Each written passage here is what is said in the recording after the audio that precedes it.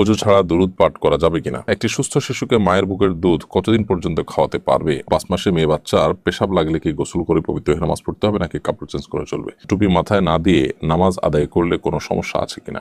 সন্তানের আকিকা জন্মের ৭ম দিন করাতে না পারলে কখন করানো যাবে? আমি সুদভিত্তিক ঋণ নিয়ে মালয়েশিয়া এসেছি, আমার উপার্জন কি হালাল হবে? স্বামী মারা গেলে নাকের ফুল পরে থাকা যাবে কিনা? মামাতো বোন বিয়ে করলে মামাকে আব্বা বলে ডাকা যাবে কিনা? পাক এবং নাপাক কাপড় একসাথে ধৌত করলে কি পাক কাপড়ও ৩ বার ধৌত করতে হবে? নিয়মিত রক্তদান করি, রক্তদানের পর অনেক গ্রহীতা ফলমূল খেতে দেন এবং আসা যাওয়ার ভাড়া দেন, এগুলো গ্রহণ করা যাবে কিনা? কারো ভিডিও কন্টেন্ট ডাউনলোড করে ফেসবুকে আপলোড দিলে গুনাহ হবে কিনা বা তার হক নষ্ট হবে কিনা? ইতিমধ্যে যে সমস্ত প্রশ্ন আমার কাছে চলে আসছে এর মধ্যে প্রথমে আমি দেখতে পাচ্ছি নিঃস্বাদ তাবাসসুম, আপনার প্রশ্ন আপনি লিখেছেন পাক এবং নাপাক কাপড় একসাথে ধৌত করলে কি পাক কাপড়ও ৩ বার ধৌত করতে হবে? পবিত্র এবং অপবিত্র কাপড় একসাথে যদি ধোয়া হয়, আর ধোয়ার ক্ষেত্রে যদি অপবিত্র কাপড় ধোয়ার যে পদ্ধতি সেটা পবিত্র কাপড়ও একসাথে ধোয়ার সময় সে পদ্ধতি মেনটেন করা হয়, আপনি ৩ বার ধুইলেন এবং ভালো করে নিংড়ে নিলেন প্রত্যেকবার, তাহলে সেক্ষেত্রে পাক এবং নাপাক কাপড় উভয়টাই কিন্তু পবিত্র হয়ে যাবে। জিহাদুল ইসলাম জিহাদ আপনি লিখেছেন মামাতো বোন বিয়ে করলে মামাকে আব্বা বলে ডাকা যাবে কিনা?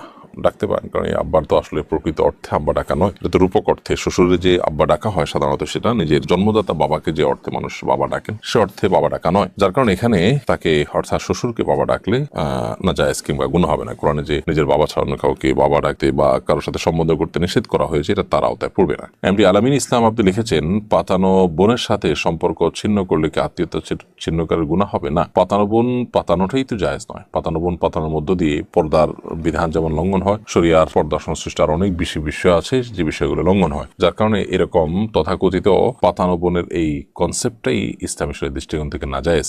সো সেই পাতানো বোন থেকে দূরে সরে আসলে সেটা অবশ্যই আত্মীয়তার চিহ্ন বললে গণ্য হবে না। এমনি জুয়েল রাজ আপনি লিখেছেন স্বামী মারা গেলে নাকের ফুল পরে থাকা যাবে কিনা? হ্যাঁ, অবশ্যই থাকতে পারবেন। স্বামী মারা গেলে নাকের ফুল থাকাটা সমস্যা নয়, বরং নাকের ফুল খুলে ফেললে নাকের ফুল বা নর্মাল যে কানের দুল আছে এগুলো যদি খালি থাকে তাহলে অনেক সময় সেই ছিদ্র মধ্যে পানি পৌঁছানো কঠিন হয়। সাধারণ অবস্থাতে এগুলো থাকলে একটু নাড়াচাড়া দেওয়া যায়, অর্থাৎ হালকা যেগুলো না হলে ওই ছিদ্রে ফরজ গোসলের পানি ইত্যাদি পৌঁছানো সম্ভব হয় না বা ওযুর পানি পৌঁছানো সম্ভব হয় না, সেটার প্রয়োজনে এগুলো থাকতে পারে। এমনিতে অলংকার পরা নিষেধ। স্বামী মারা গেলে সাজসজ্জা করা, সাজসজ্জার অংশ হিসাবে বাইরে গেলে যে সমস্ত অলংকার পরা হয় এরকম অলংকার পরা বা সাজসজ্জা করা এটা নিষেধ। এমডি আশরাফুল ইসলাম আপনি লিখেছেন আমি সুদভিত্তিক ঋণ নিয়ে মালয়েশিয়া এসেছি, আমার উপার্জন কি হালাল হবে? সুদভিত্তিক ঋণ নিয়ে আসার কারণে আপনার হালাল উপার্জন হারাম হয়ে যাবে না, তবে সুদভিত্তিক যে ঋণ নিয়ে এসেছেন সেটি কারণ আপনি জঘন্য গুনাহ করেছেন, কাবিরা গুনাহ করেছেন, তার জন্য আল্লাহ সুবহানাহু ওয়া তাআলার কাছে আপনি তওবা নাসুহা করবেন, ইস্তেগফার করবেন, ক্ষমা প্রার্থনা করবেন, সেটি আপনার কর্তব্য।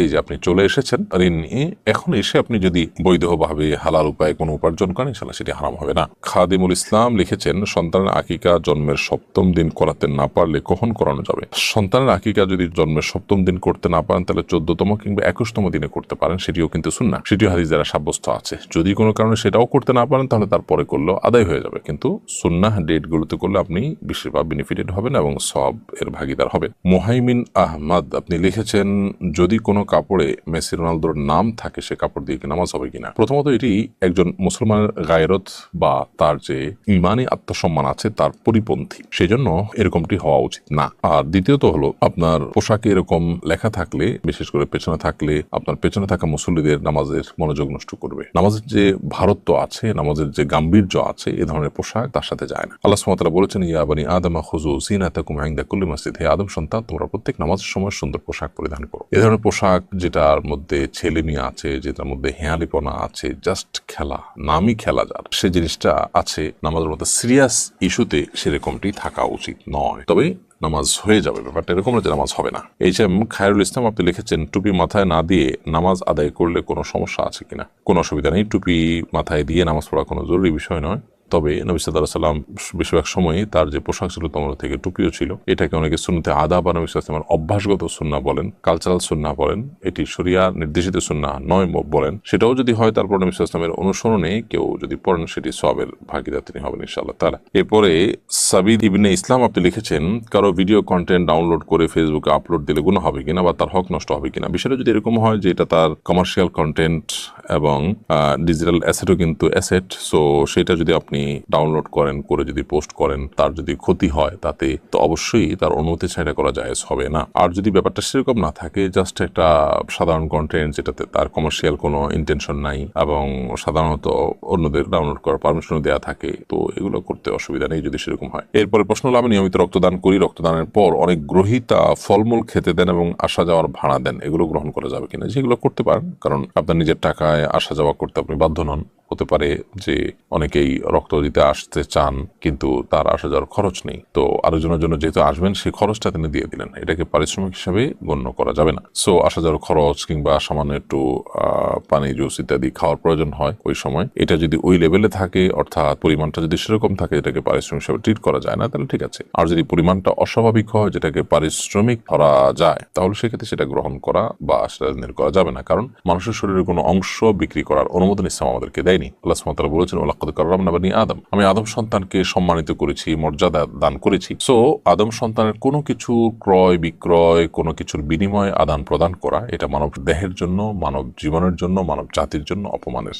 সেজন্য এই জায়গা থেকে একজন মুসলমান সতর্ক থাকবেন। এই সূত্রতে রক্ত দেওয়া নেওয়া জায়েজ আছে, কিন্তু টাকার বিনিময়ে দেওয়া নেওয়া জায়েজ নয়। এমডি মাহবুবুর রহমান আপনি লিখেছেন, 5 মাসে মেয়ে বাচ্চার পেশাব লাগলে কি গোসল করে পবিত্র হয়ে নামাজ পড়তে হবে নাকি কাপড় চেঞ্জ করে চলবে? যেই কাপড়ে লেগেছে, কাপড়ের যে অংশ লেগেছে শুধু ওই অংশ ধুয়ে ফেললে নামাজ পড়া যাবে। শরীরে লেগে থাকলে শরীর সংশ্লিষ্ট অংশ যেখানে লেগেছে সেটুকু ধুয়ে নিলেই আপনি নামাজ পড়তে পারবেন। তানজিম তানহা আপনি লিখেছেন, আমার চোখের উপর ব্রু পাতলা হওয়ায় কাজল দিয়ে ব্রু আর্ট করলে গুনাহ হবে কিনা?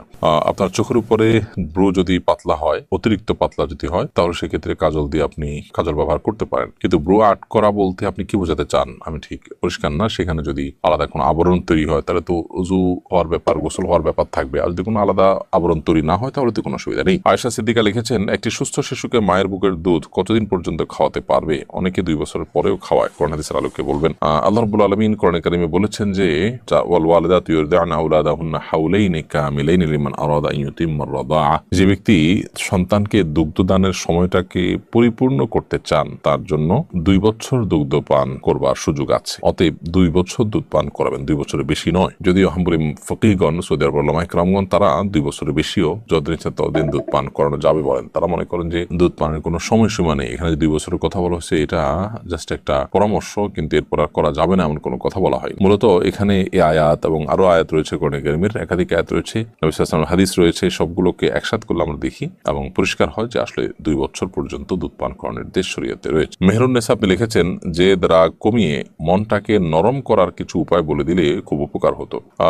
মনকে কোমল এবং নরম করবার জন্য আল্লাহ সুবহানাহু ওয়া তাআলার কাছে আলাদা করে দোয়া করতে হয়। আল্লাহুম্মা ইন্নী আসআলুকা লিসানান যাকিরা ওয়া কলবান খাশিআ, আল্লাহ আপনার কাছে আমি এমন এক জিহ্বা চাই যে জিহ্বা সবসময় আপনার স্মরণে সতেজ থাকবে, আবার এমন একটি অন্তরও চাই যে অন্তর আপনার ভয়ে সবসময় অবনত থাকবে, বিনম্র থাকবে। তো আল্লাহ সুবহানাহু ওয়া তাআলার কাছে দোয়া যেরকম করা যায়, ঠিক একইভাবে যারা খুব নরম দিলে মানুষ আছেন, নেককার মুত্তাকি পরহেজগার মানুষ আছেন, তাদের সোহবত, তাদের সান্নিধ্য, তাদের সাহচর্য আমাদের সময় কাটাতে হবে। সজীব ইসলাম জয় লিখেছেন, ওযু ছাড়া দুরূদ পাঠ করা যাবে কিনা? হ্যাঁ, ওযু ছাড়া দুরূদ পাঠ করতে পারবেন। দুরূদ পাঠের জন্য ওযু থাকা শর্ত নয়।